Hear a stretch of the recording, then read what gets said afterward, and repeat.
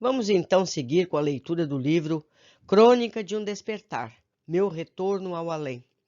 Livro esse organizado por Abel Glasser e, nos conta Afonso sobre as suas experiências depois do desencarne, atualmente já na colônia Alvorada Nova. Na leitura anterior, vimos o progresso de Afonso na colônia Alvorada Nova. Frustrou-se com a negativa de reencarnar, mas já está se adaptando à rotina de trabalho. Humilde, mas valioso para a evolução dele, pois ainda estava relacionando o tipo de trabalho com posição social. 10ª leitura. Como era apegado à minha vida material, refletia. Não havia um só dia em que deixasse de lembrar de meus filhos e da querida Elvira. Confortavam-me as palestras que acompanhava no Centro de Aprendizagem da Luz Divina. Muitas delas tratavam justamente desse tema, ou seja, do distanciamento que os desencarnados experimentam da vida material e da reaproximação gradual com a realidade do plano físico. Não sei quantas semanas ou meses decorreram quando fui novamente chamado à presença de Caibar Schutel. Meu amigo Afonso soube que está bem integrado à sua função na casa de repouso. É verdade, eu gosto do meu trabalho. Isso é muito bom, porque significa que já está preparado a vivenciar outras experiências. Você gostaria de ter um contato com sua família, não? Meus olhos brilharam de emoção ao ouvir tal colocação da parte do coordenador geral. Sem dúvida, mas quando eu poderei retornar? Calma, meu irmão. Não lhe disse que irá voltar à crosta terrestre. Mencionei que poderá fazer um contato com os seus familiares, pois ainda é cedo para um retorno. Um pouco decepcionado, resolvi não contestar. Submeto-me à sua avaliação. Qualquer aproximação, por menor que seja, me será gratificante. Então está bem, acompanhe o Rubião e ele providenciará esse reencontro. Despedi-me um pouco constrangido por não ter ainda conseguido agradecer ao dirigente a conquista que estava obtendo. Rubião, posso fazer-lhe uma pergunta? Naturalmente. Será que Caibar ficará magoado comigo? Sinto que nas duas oportunidades em que o encontrei, eu não fui muito sensível ou gentil. Deixei de agradecer-lhe a atenção a mim dispensada. Não se preocupe, Afonso. Ele está acostumado a lidar com os problemas de nossos irmãos. Entendemos que esteja ainda inconformado com a sua situação, especialmente no tocante à falta de informação quanto ao seu futuro e também com relação à sua família material. Jamais imaginei que o sentimento aqui... Não, desculpa. Jamais imagine que os sentimentos aqui são tão frágeis e delicados como na vida física. Como assim? Indaguei confuso. Quero dizer que no plano espiritual, ao menos nas colônias, não há lugar para melindres e rancores de qualquer ordem. Sei que no plano físico as mais inofensivas palavras ou atos podem servir de pretexto a um rompimento de relações, ou o que é pior, a um sentimento negativo, tal como a vingança. Os encarnados ressentem-se muito facilmente e julgam-se atingidos ao menor sinal de insatisfação das pessoas que os cercam. Na verdade, meu amigo, isso é mostra de insegurança, descontrole emocional e, acima de tudo, vaidade, pois não há razão alguma para conduzir a vida dessa maneira. Você quer dizer que não devemos jamais responder a alguma injúria? Não lhe posso dizer nem que sim, nem que não. Note-se, em primeiro lugar, que a paciência e a mansuetude devem ser comportamentos básicos do ser humano. Logo, muitas injúrias poderiam até mesmo ficar sem resposta, já que a compreensão no tocante ao descontrole alheio é ato cristão. No mais, se houver necessidade de uma resposta, que ela seja justa, isto é, na medida certa, sem agressões, sem rancor.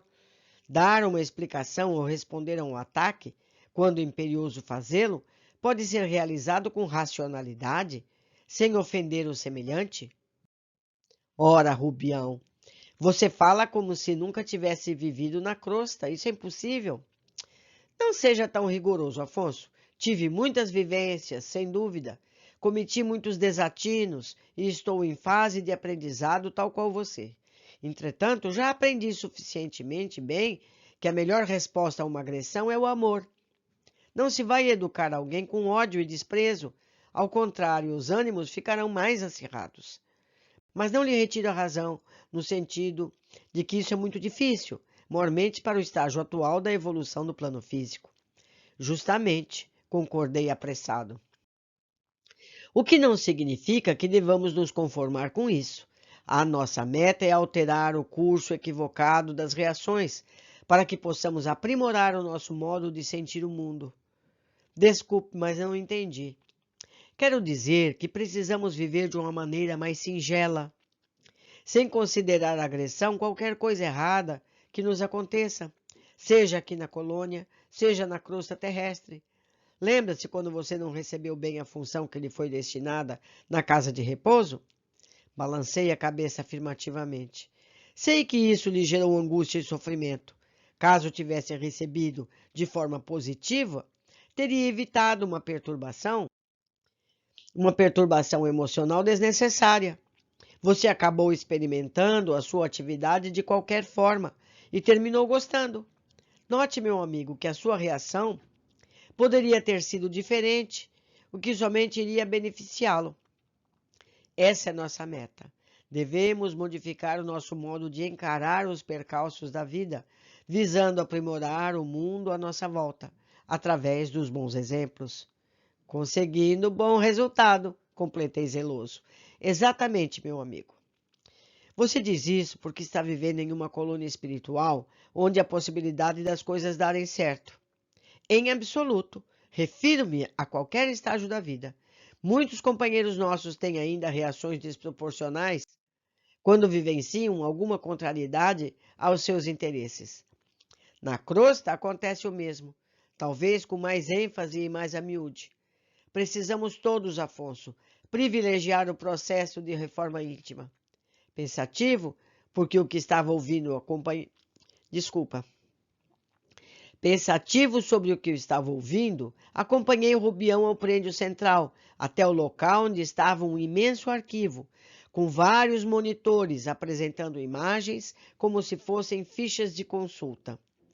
O meu condutor apertou alguns botões e, em poucos instantes, havia na tela, com o meu nome no alto, várias linhas contendo símbolos que, à primeira vista, não consegui decifrar.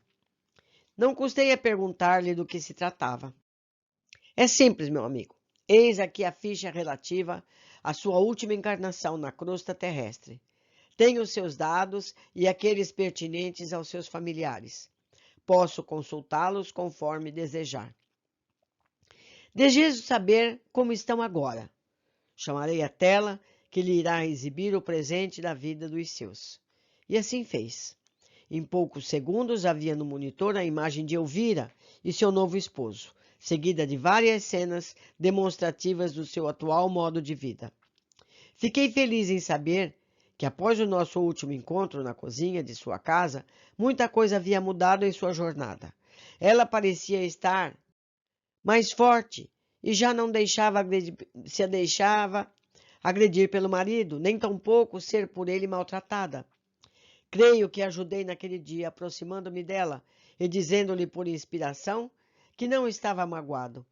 Emocionado, olhei para Rubião, sem dizer-lhe uma única palavra, mas ele entendeu que eu estava agradecido. Depois disso, ele tocou outro botão, e segundos foram suficientes para trazer à tela a imagem de Marco Aurélio e sua esposa Cíntia. Eles estavam distanciados, pouco conversavam. Percebi que a separação seria iminente, mas não uma surpresa, pois o tipo de vida que levavam acabaria por certo a isso conduzindo. Fiquei entristecido, ainda que conformado. Voltei-me para Rubião e disse-lhe que gostaria de ter notícias de meus netos. Assim foi feito. Constatei que ambos estavam bem adaptados e tinham sido colocados em um colégio interno. Essa não era a vida que desejei para eles, mas talvez fosse a melhor do que continuar numa angustiante e mascarada vida familiar que possuíam. Restava-me saber de Pedro. O caçula trouxe-me alegria, pois pude perceber que ele seguia um bom caminho. Continuava frequentando as reuniões espíritas e parecia estar noivo, pois notei a existência de uma aliança em sua mão direita. Fixei meus olhos na tela, guardei a última imagem que me era exibida. Pedro orando por mim no aconchego do seu quarto. Fiquei muito feliz em saber que alguém tinha ainda consideração e pedi a Rubião que desligasse o aparelho. E então, Afonso, como foi? Não posso dizer que fiquei surpreso com o que vi. Aguardava algo semelhante. As coisas não mudam tão facilmente, meu amigo. Minha família está agora quase do mesmo modo. A evolução foi lenta e sutil.